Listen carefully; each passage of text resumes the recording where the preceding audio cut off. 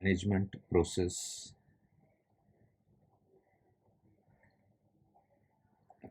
Risk management process. So this video will help you to understand various steps involved in risk management. Okay, so number one, it begins with risk identification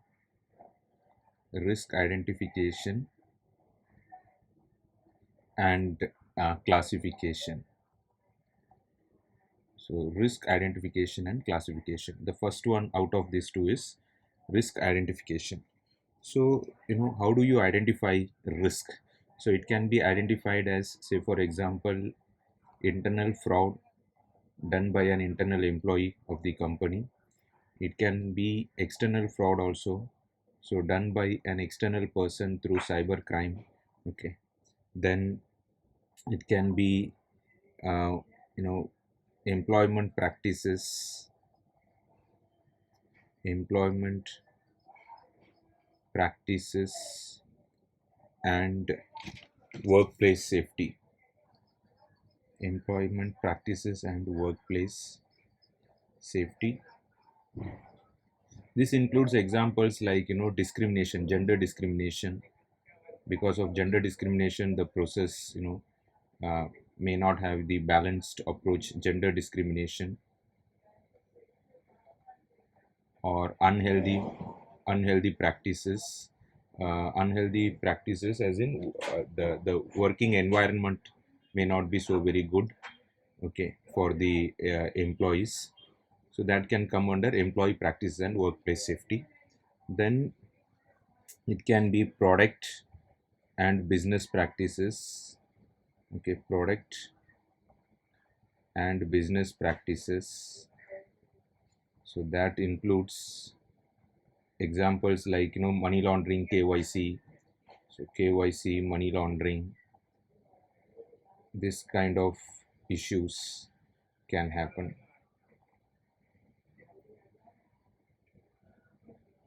Money laundering. Okay. Then other issues that can happen is something like, uh, business disruption, business disruption and system failures.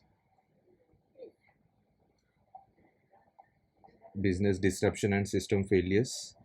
So this could be because of, natural calamities, riots, vandalism, terrorism. Okay, and then execution,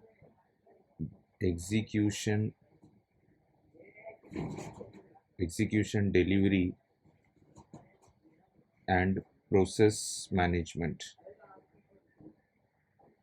Okay, so here this is an important one for operations people. So here they tend to, make uh, you know errors in transaction capture, execution, and maintenance. So those errors can be, coming because of miscommunication. It can be because of, let's say, uh, data maintenance error. Let's say reference data maintenance. So reference data maintenance error. Reference data maintenance. It can be because of missed deadline.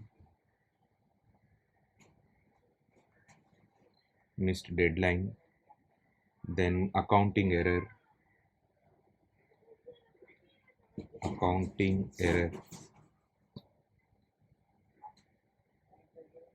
Yeah.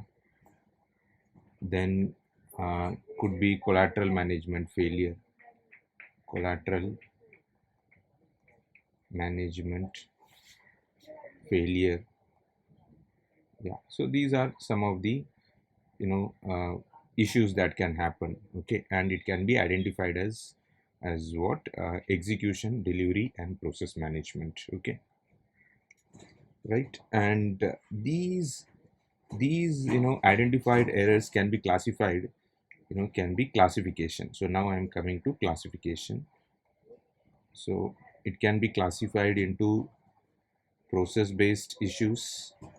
Okay, which is like, the procedures are not clear and that's why the errors are happening. Or people issues because people are not fulfilling their roles and responsibilities clearly. Roles and responsibilities clearly. It could be because of systems. So systems, because maybe using outdated technology, or it could be because of events. So events as in, let's say, sudden spike in volume,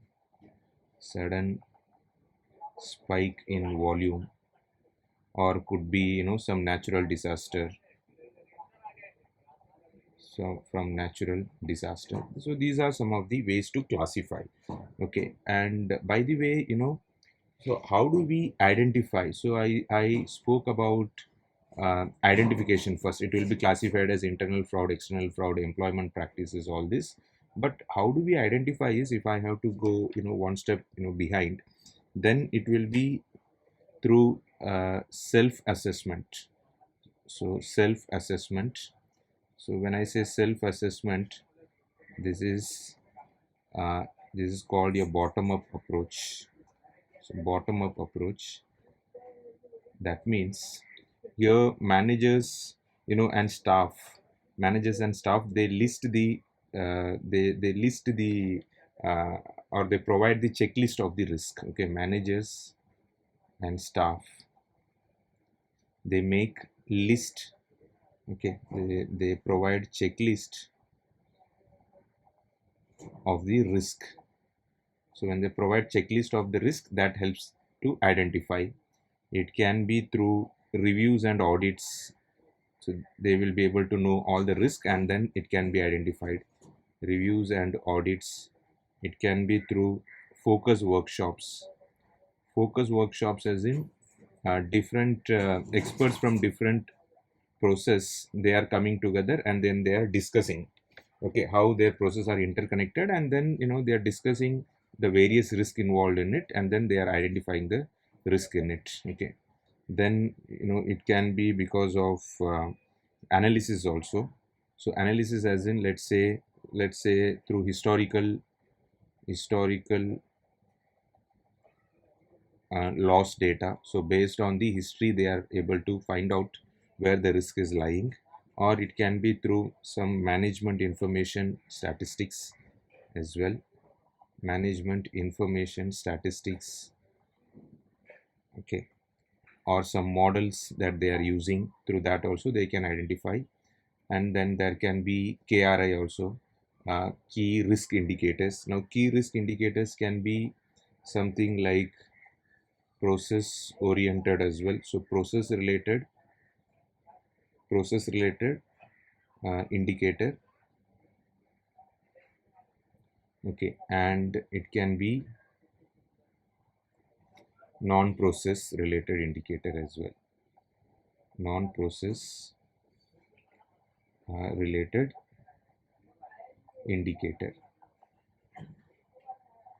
Okay, process related indicator and non-process related indicator. So non-process related indicator could be like staff turnover. Because of the staff turnover, your business is exposed to risk. It can be because of absenteeism. So basically it is all about the management of the staff. Whereas process related could be number of settlement failures. Okay, number of settlement failures can be a reason.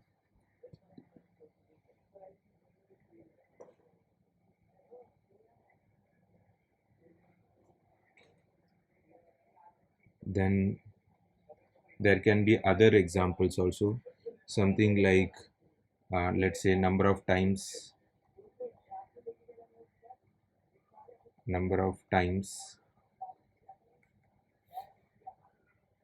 a trader. Okay, number of times a trader, let's say, exceeds agreed limit.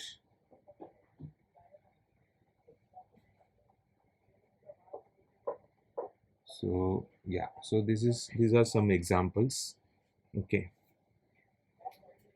uh, let's say another one, if I have to add number of times funding deadlines, funding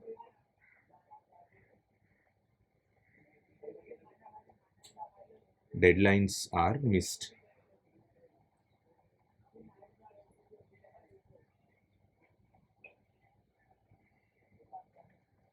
Funding deadlines are missed in a given period of time.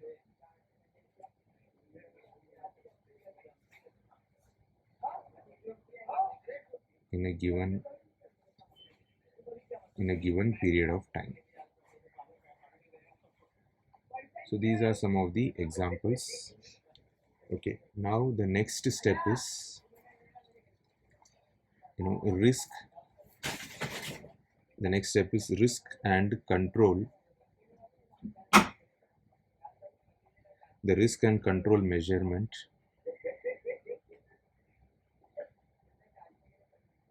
The risk and control measurement and assessment. Okay, so basically,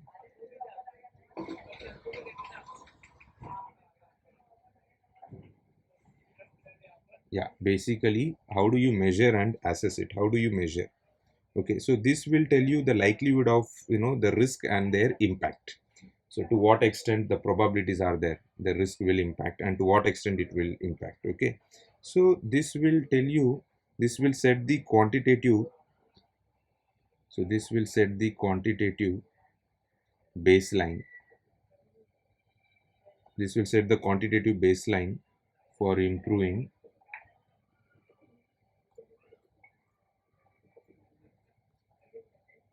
for improving um, for improving control environment. Okay, as in what? For improving control environment. Okay, so as in,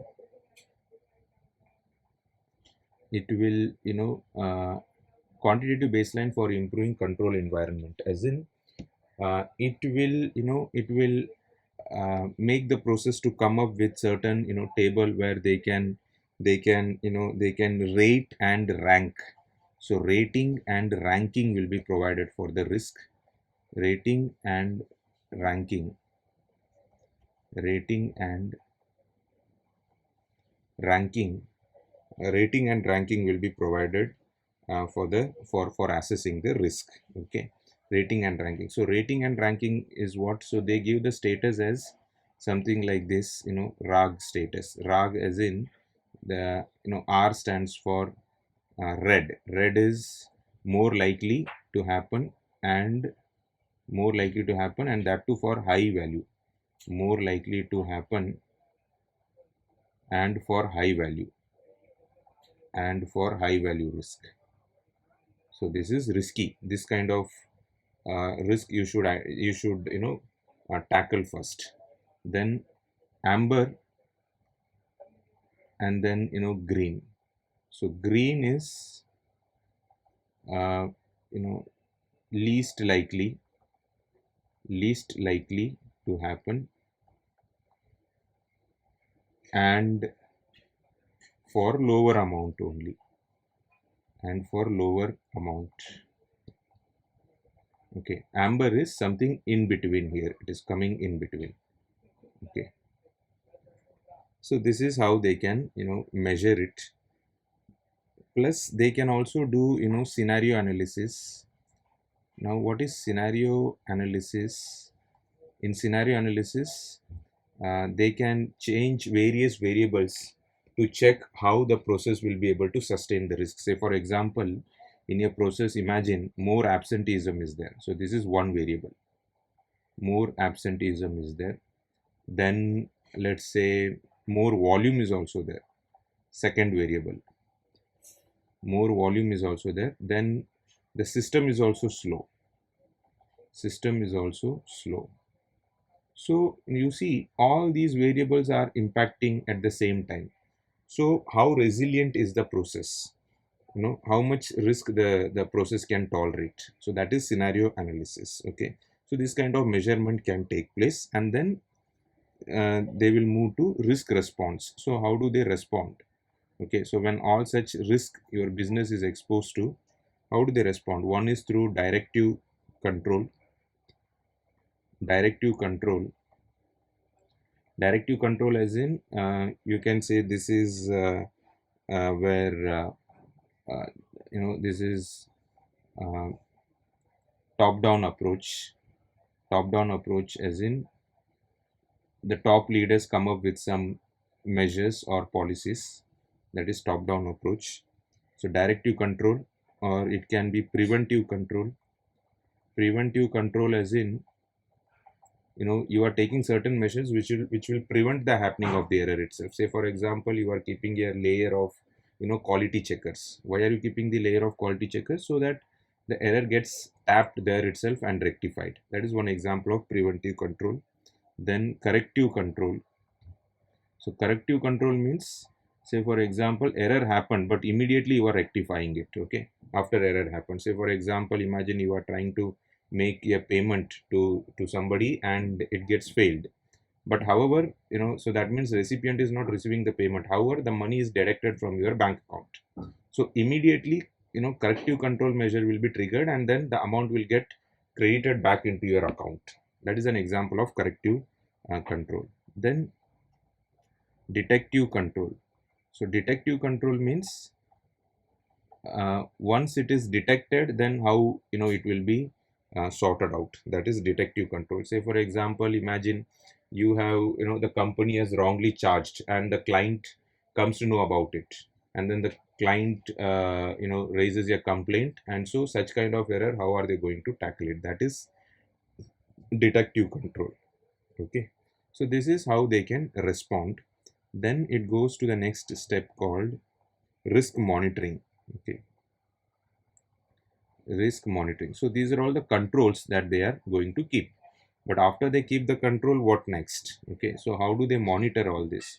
So one is benchmarking. First of all, they need to know whatever risk the business is making, whether it is at par with the market, more than the market, or lower than the market. If it is lower than the market, something acceptable.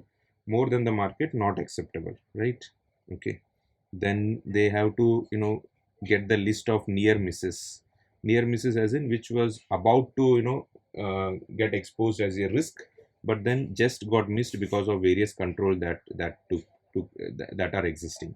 So such cases should also be studied and then made sure that that also are rectified. Then it can be historical loss analysis, they can study. Then external loss data.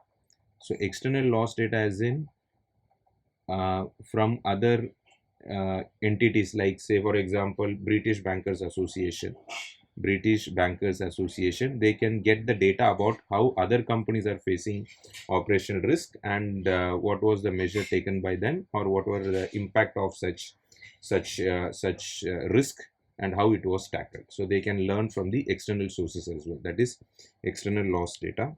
Plus they can have their own key performance indicators to see whatever control measures they have done, whether it is actually working or not. Key performance indicators and key control indicators. Okay, key control indicators and key performance indicators. So key control indicators to control the or to check the effectiveness of control in meeting the objectives. This is to check the effectiveness of control. So how effective is the control measure, right? So effectiveness of control. Okay, and then key performance indicators. This is a measuring activity. It is a measure of success in meeting performance target. It's a measure of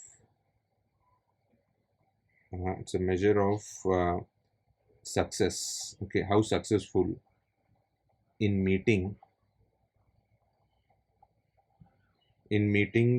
performance targets. So performance point of view, performance targets. Okay, then the next one is risk reporting and escalation. risk reporting and escalation. Risk reporting and escalation. So why should we report and why should we escalate it to the higher authority? Because that provides transparency, that provides mm, transparency, and it provides, the transparency in risk status, in risk status transparency in risk status. Then it helps in communication, clear communication, and it helps to escalate issues and recommendations also. Escalate issues and recommendations as well. uh, Recommendations.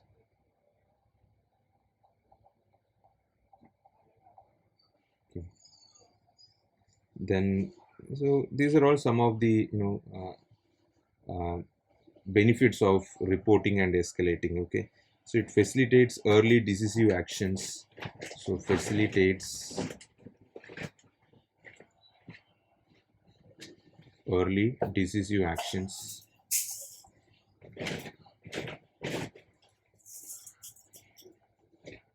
Decisive actions. Okay, to address the risk. To address the risk. Okay, then the next step is planning and changes. Okay, planning and changes. So planning and change as in, so this will reduce the impact by planning for diversification. So diversification